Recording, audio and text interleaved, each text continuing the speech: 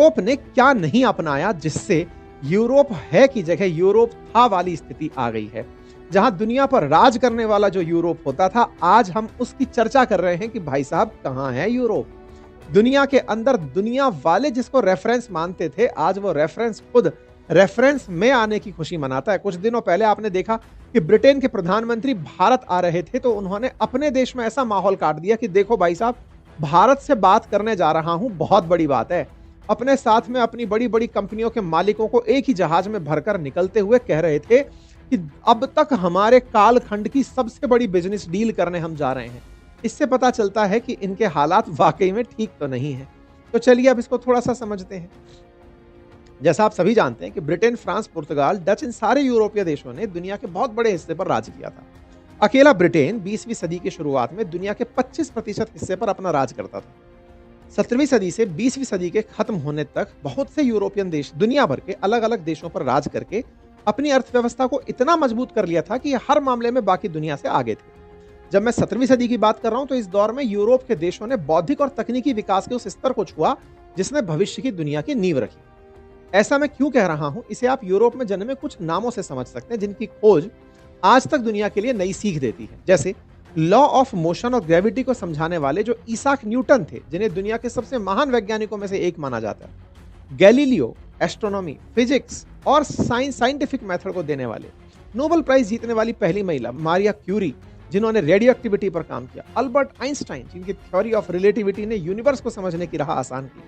पृथ्वी पर जीवन के विकास को समझाने वाले डार्विन या क्वांटम थ्योरी देने वाले नील्स बोर, ऐसे कितने ही लोग यूरोप में पैदा हुए जिनकी खोज ने दुनिया को देखने और समझने का नजरिया ही बदल दिया था। साथियों, यूरोप के देशों में हुई इस बौद्धिक क्रांति का प्रभाव इनके प्रोडक्ट्स पर भी दिखा। जैसे हम मशीन की बात करें तो दुनिया की सबसे ज्यादा लग्जरी ब्रांड की कारें यूरोप में बनती हैं। अकेले जर्मनी में BMW, Mercedes Benz, Audi, Volkswagen, Porsche जैसी कार के ब्रांड्स बने और पूरी दुनिया में चले। डिजिटल तकनीक की बात करें तो 1950 के आसपास, जब दुनिया टीवी और लैंडलाइन फोन को भी बहुत बड़ी तकनीक समझ रही थी, उस समय ब्रिटेन के एलन टनिंग ने AI की नींव रखनी शुरू कर दी थी। तकनीकी क्षेत्र में यूरोप की धमक कई दशकों तक बनी रही। अगर कुछ नामों की बात की जाए तो स्वीडन की एरिक्सन, साल 1997 में इस कंपनी के पास दुनिया की कुल मोबाइल मार्केट का 40% हिस्सा था। दूसरा नाम फिनलैंड की नोकिया का। एक जमाने में इस कंपनी ने टेलीकम्युनिकेशन सेक्टर में ऐसा राज किया कि दूसरा कोई ब्रांड सामने दिखता ही नहीं था। लेकिन साथियों, जब हम आज की तस्वीर देखते हैं तो कुछ और ही कहानी नजर आती है। आज एक भी यूरोपियन टेक कंपनी जो ग्लोबल लेवल पर जानी जा रही हो नहीं है। अमेरिका, जिसने यूरोपियन लोगों का यूज करके अपनी की तकनीकी क्षमता को सुधारा, उसकी गूगल, माइक्रोसॉफ्ट, मेटा जैसी कंपनियों ने दुनिया पर राज कर रखा। अब इसके चैट जीपीटी ने भी नया चैप्टर जोड़ दिया है। चीन की कहानी तो हम सब जान ही रहे हैं। जब यूरोप के वैज्ञानिक AI और कंप्यूटेशन की जटिल प्रणाली को समझ रहे थे, तब चीन ने भुखमरी जैसी स्थिति थी। आज वही चीन तकनीकी, मैन्युफैक्चरिंग और प्रोडक्शन के आंकड़ों में पूरे यूरोप से कई गुना आगे नजर आता है। यही यूरोप की बिगड़ती हालत का पहला कारण है।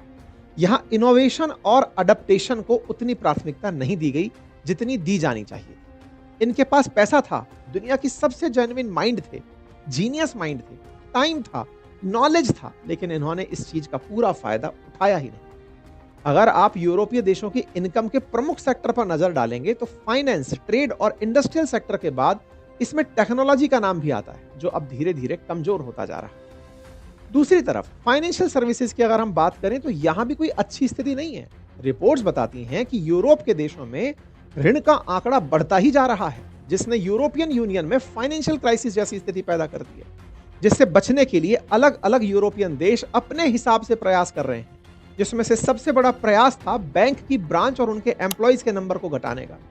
एक रिपोर्ट के अनुसार साल 2009 के मुकाबले से साल 2020 में यूरोपियन यूनियन में कुल बैंक शाखाओं का नंबर 33% कम हो चुका था, और बाकी जो कसर बची थी उसे कोविड-19 महामारी ने पूरा कर दिया।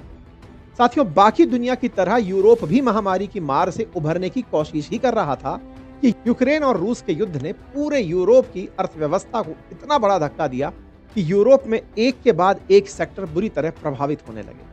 और इसका सबसे बड़ा कारण था यूरोप की ऊर्जा खपत के लिए रूस पर निर्भरता, जो यूरोप की लड़खड़ाती अर्थव्यवस्था के पीछे मौजूद सबसे बड़े कारणों में से एक बना। बात कर रहा हूं एनर्जी क्राइसिस की। इसे समझने के लिए आप सबसे पहले बिजनेस टाइम्स के इस आर्टिकल पर एक नजर डालिए।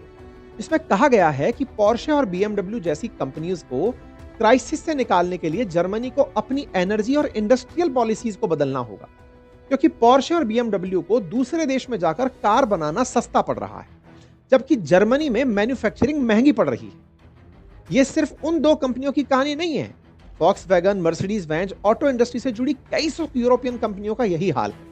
इनका सबसे बड़ा रीजन है यूरोप में एनर्जी के कॉस्ट और अवेलेबिलिटी में आई अनस्टेबिलिटी। जैसा कि मैंने पहले भी आपसे कहा कि यूरोप में चल रही इस एनर्जी क्राइसिस की कहानी की शुरुआत फरवरी 2022 में जब रूस ने यूक्रेन में हमले किए, जिसके बाद यूएस ने और यूरोपियन कंट्रीज ने रूस पर कई सैंक्शन ला दिए। इन सैंक्शंस से रूसी तेल को ना खरीदकर उनकी इकोनॉमी को बर्बाद करना भी इसमें शामिल था। पर यूरोप शायद ये भूल गया था कि ये उनका अपना फैसला उनकी इकोनॉमी के लिए एक बैकफायर साबित होगा। मैं ऐसा इसलिए कह रहा हूं क्योंकि कई दशकों से यूरोप के ज्यादातर देश रूस से आने वाली सस्ती नेचुरल गैस और दूसरे एनर्जी रिसोर्सेज पर टिके हुए थे। सिर्फ जर्मनी ही अपनी जरूरत का 55% नेचुरल गैस रूस से खरीदता था। इसके अलावा इटली 40%, ऑस्ट्रिया 80% और कई देशों में तो 100% नेचुरल गैस के लिए रूस पर ही निर्भरता थी। पूरे यूरोपियन यूनियन की बात करें तो यह नंबर लगभग 40% के आसपास सेटल होता है। फ्रांस और यूके जैसे देशों की रशियन गैस पर डायरेक्ट डिपेंडेंसी भले ही कम हो, लेकिन एलएनजी इंपोर्ट और इंटरकनेक्टेड इलेक्ट्रिसिटी मार्केट के चलते इनका इंपैक्ट इन देशों पर भी पहुंचा। ऐसे में एक तरफ रशियन ऑयल की सप्लाई जब कटती है तो दूसरी तरफ यूरोप का पूरा एनर्जी सिस्टम हिल जाता है। जर्मनी में तो हालात ऐसे हो गए कि इलेक्ट्रिसिटी बिल 4 गुना तक बढ़ गए। फ्रांस, इटली और नीदरलैंड जैसे देशों में 200% से ज्यादा इन्फ्लेशन, स्पेन में 103%, ब्रिटेन में भी 50% से ज्यादा इलेक्ट्रिसिटी बिल इन्फ्लेशन देखने को मिला है। यह बात उस यूरोप की हो रही है जहां की विंटर्स को बिना एनर्जी रिसोर्सेज के सरवाइव नहीं किया जा सकता था, यानी एनर्जी एक लग्जरी नहीं नेसेसिटी थी। रशिया के ऑयल बैन के बावजूद यूरोप थोड़ा बहुत अपने कदमों पर खड़ा हुआ ही था। रही सही कसर नॉर्वे ने पूरी कर दी। साथियों, आपको बता दूं कि नॉर्वे यूरोप का तो हिस्सा है, लेकिन यूरोपियन यूनियन में नहीं आता। यह यूरोप के उन चुनिंदा देशों में से है जहां अपने एनर्जी रिसोर्सेज तो प्रचुर मात्रा में है। साल 2023 तक नॉर्वे जो है वो जर्मनी की गैस डिमांड का 43% पूरा कर रहा था। ऐसे ही कई यूरोपियन देश रशियन ऑयल और गैस की कमी पूरी करने के लिए नॉर्वे की तरफ मुड़ गए। पर यूरोपियन यूनियन की मदद करना नॉर्वे के लिए बहुत भारी पड़ने लगा। वहां की फ्यूल की प्राइसेस तेजी से बढ़ने लगी, जिसने यूरोप में एक अलग पॉलिटिकल ड्रामा शुरू कर दिया। नॉर्वे के लीडर्स ओपनली जर्मनी जैसे देशों को क्रिटिसाइज करने लगे कि उन्होंने क्यों अपने न्यूक्लियर प्लांट पर ताले लगा दिए। इवन रिसेंट रिपोर्ट में यह भी दिखता है कि नॉर्वे यूरोपियन कंट्रीज को एनर्जी एक्सपोर्ट कम भी करने वाला है, जो पूरे यूरोप को ट्रेजेडी में डाल सकता है। लेकिन सवाल यह है कि यूरोपियन कंट्रीज को कभी रशिया तो कभी नॉर्वे पर डिपेंडेंट होना ही क्यों पड़ रहा है? क्योंकि जवाब सिंपल है, क्योंकि यूरोप मिडिल ईस्ट और रशिया की तरह वास्ट ऑयल और गैस रिजर्व पर थोड़ी बैठा है। क्लाइमेट चेंज के इंपैक्ट को देखते हुए कई यूरोपियन कंट्रीज ने कोयले का भी उपयोग बंद कर दिया। शांति का नारा देने के लिए न्यूक्लियर प्लांट भी बंद कर दिए। यूरोपियन कंट्रीज ने विंड और सोलर एनर्जी पर काफी हेवीली इन्वेस्ट किया, लेकिन रिन्यूएबल रिसोर्सेज के साथ प्रॉब्लम यह है कि यह काम भी नेचर की मर्जी से होता है। अब ये पढ़ते हैं ठंडे इलाके में सूरज की रोशनी पहुंचती नहीं है तो सोलर एनर्जी कहां से बनाएं। यूरोप का वेदर हमेशा डिपेंडेबल नहीं है। अगर आप एक क्रिकेट फैन हो तो इंग्लैंड में होने वाले मैचेस के हाल से आप समझ सकते हो। बस इसीलिए यूरोप को अपने घर और फैक्ट्रीज चलाए रखने के लिए ना चाहते हुए भी एनर्जी इंपोर्ट करनी पड़ती है। और इसका इंपैक्ट कैसे पूरे यूरोप पर पड़ रहा है, ये हम बीएमडब्ल्यू के एग्जाम्पल से देख चुके हैं। साल 2023 में BASF, जो दुनिया की सबसे बड़ी केमिकल प्रोड्यूसर है, उसने भी हाई एनर्जी प्राइस के कारण जर्मनी में अपने ऑपरेशन कम करने और हजारों लोगों को जॉब से निकालने का फैसला किया। यूरोप के स्टील प्लांट अपना आउटपुट रिकॉर्ड लेवल पर कम कर चुके हैं। इलेक्ट्रिसिटी की प्राइस अनअफोर्डेबल हो जाने के कारण एल्यूमिनियम प्लांट या तो बंद हो चुके हैं या यूरोप के बाहर शिफ्ट हो चुके हैं। कोई भी इंडस्ट्री एनर्जी के बिना सर्वाइव नहीं कर सकती। अगर इलेक्ट्रिसिटी का बिल 3 से 4 गुना बढ़ जाए तो इंडस्ट्री चालू रखकर भी कोई प्रॉफिट कैसे कमाएगा? और सिर्फ इंडस्ट्री नहीं, हाउसेस का भी तो यही हाल है। पूरे यूरोप में इलेक्ट्रिसिटी बिल जैसे स्काई रॉकेट कर रहे हैं। ये तो मैं आपको ऑलरेडी बता चुका हूं। एक आम यूरोपियन के पास विंटर में अब फिलहाल थर्मोस्टेट का इस्तेमाल करने के अलावा कोई भी ऑप्शन नहीं बचा है। अगर उसे इलेक्ट्रिसिटी का बिल ज्यादा देना होगा तो ऑब्वियस है कि वो ग्रोसरीज को और दूसरे कमोडिटीज को खरीदने के लिए कम पैसे खर्च करेगा, जिससे यूरोप की और इंडस्ट्रीज भी इंपैक्ट करने लगती हैं। ऊपर से ट्रक से लेकर जहाज तक हर व्हीकल को चलाने वाले को फ्यूल चाहिए। जिसकी एक्स्ट्रा प्राइस ट्रांसपोर्ट इंडस्ट्री चुकाती है और अल्टीमेटली इसका बोझ आम कस्टमर को उठाना पड़ता है। लेकिन आम कस्टमर की इनकम तो पिछले कुछ सालों में बढ़ी ही नहीं, जिसके कारण उसकी परचेजिंग पावर कम हो चुकी है। इस पूरे सिनेरियो में यूरोप एक खतरनाक साइकिल में फंस चुका है और लगभग हर यूरोपियन देश इकोनॉमिक स्लो डाउन का सामना कर रहा है। इस सिचुएशन का सामना करने के लिए यूरोपियन देशों की गवर्नमेंट ने सब्सिडी का रास्ता चुना। ग्रीस ने अपनी एनर्जी नीड को पूरा करने के लिए रिन्यूएबल इंडस्ट्रीज से जुड़ी कंपनीज को सब्सिडी ऑफर कर दी। जर्मनी ने तो 200 बिलियन यूरो का रिलीफ फंड अप्रूव कर दिया, जिससे वो टैक्स पेयर्स को सब्सिडी दे पाए और बिजनेस की हेल्प कर पाए। लेकिन ये सब स्टेप भी यूरोप के लिए परमानेंट सॉल्यूशन नहीं थे, बस थोड़ा और सारा समय खरीद सकते थे, क्योंकि इससे अल्टीमेटली यूरोप की इकोनॉमीज ही वीक हो रही हैं। सिचुएशन ने यूरोप में एक और बहस छेड़ दी कि यूरोपियन यूनियन की सॉलिडरिटी, ऐसा इसलिए क्योंकि ईयू में म्यूचुअल डेवलपमेंट के लिए अपने एनर्जी मार्केट को इंटरकनेक्टेड बनाकर रखा हुआ था, जो नॉर्मली हर देश के लिए बेटर ही होता है। पर जब energy supplies record low level पर आई तो यह मॉडल बुरी तरह फेल हो गया। पिछले दिनों की बात बताता हूं। चेक रिपब्लिक ने जर्मनी पर आरोप लगाया कि वो गैस की होल्डिंग कर रहा है। स्लोवाकिया के प्राइम मिनिस्टर तो ये कह चुके हैं कि यूक्रेन को भेजी जाने वाली इलेक्ट्रिसिटी को वो रोक सकते हैं। अब साथियों, ये एनर्जी क्राइसिस से जुड़े इन तमाम नंबर और इसके प्रभाव को देखते हुए ये साफ है कि रूस के साथ युद्ध करना केवल यूक्रेन ही नहीं, पूरे यूरोप को भारी पड़ रहा है। अगर ये सब भी कम पड़ जाए तो यूरोप की अपनी नीतियां और माइग्रेशन बाकी कसर पूरी कर देता है। अब मैं आपको दूसरे फैक्टर के बारे में बताता हूं, जो है कि माइग्रेशन। रिपोर्ट बताती है कि अकेले 2023 में जो यूरोपियन यूनियन कंट्रीज हैं, उसमें 43 लाख से ज्यादा लोगों ने माइग्रेट किया है। बड़ा नंबर है। लेकिन साथियों, आज जो माइग्रेशन यूरोप को परेशान कर रहा है, एक समय पर इसी माइग्रेशन ने यूरोप को बहुत फायदा भी पहुंचाया था। यही फायदा उनके लिए आज बहुत बड़ी परेशानी बनी हुई है। इसे ठीक से समझने के लिए थोड़ा पीछे चलते हैं। दूसरा विश्व युद्ध 1939 से 1945 के बीच में जब था, तब यूरोप में माइग्रेशन बढ़ना शुरू हुआ। यह यूरोप के लिए अच्छा साबित हो रहा था, क्योंकि मजदूरों की कमी थी, अर्थव्यवस्था को चलाने के लिए उनकी जरूरत थी। इसी वजह से जर्मनी, फ्रांस और बेल्जियम जैसे देशों ने 1950 से 60 के दशक में गेस्ट वर्कर प्रोग्राम की शुरुआत की। जर्मनी ने इसे गेस्टर बेटर प्रोग्राम नाम दिया, जिसका मतलब होता है जर्मनी में आओ, कुछ समय के लिए काम करो, हमारी अर्थव्यवस्था को मजबूत बनाओ। जैसे H1B वीजा आजकल अमेरिका वाले कर रहे हैं। ये वर्कर जो पहुंचे, ये तुर्की से, ग्रीस से, इटली से और स्पेन जैसे देशों से यहां पर नौकरी करने पहुंचे। इन लोगों ने हर तरह के मुश्किल काम किए, उन पैसों को अपने परिवार को भेज दिया। ये वर्कर 2 से 3 साल काम करते और पैसा कमाकर वापस अपने देश चले जाते। दूसरी तरफ इंग्लैंड और फ्रांस जैसे देश ने अपनी कॉलोनियों से लोग बुलाए। फ्रांस ने north Africa, Algeria, Morocco, Tunisia से अपने गेस्ट वर्कर बुलाए। इंग्लैंड ने अपनी कॉलोनियों जैसे भारत, पाकिस्तान और कैरेबियन आइलैंड से लोग बुलाए, ताकि ट्रांसपोर्ट, इंडस्ट्री और हेल्थ केयर जैसे सिस्टमों को चलाया जा सके। लेकिन साथियों, ये माइग्रेशन सिर्फ कॉलोनियों या गेस्ट वर्कर तक ही सीमित नहीं था। 1951 में यूरोप के 6 देश, Germany, France, Italy, Belgium, Netherland और लग्जमबर्ग ने मिलकर European coal and steel community बनाई, जिसका उद्देश्य था रिसोर्सेज और काम को साझा करना, और इसी के साथ बॉर्डर क्रॉसिंग और लेबर मूवमेंट को आसान किया गया। लेकिन यहां उनसे एक बहुत बड़ी गलती हो गई। जब ECSC बना, उन्होंने वर्कर के लिए कोई कॉमन नियम नहीं बनाया। कहा कि हर देश अपने हिसाब से तय करेगा कि बाहर से आने वाले लोगों के साथ वो कैसे डील करता है। 1970 और 80 के अंदर गेस्ट वर्कर्स, जो असल में टेम्परेरी हेल्पर्स थे, उन्होंने तय किया कि वो यहीं रुकेंगे। पर क्योंकि हर देश के नियम अलग थे, स्थिति काफी अनफेयर थी।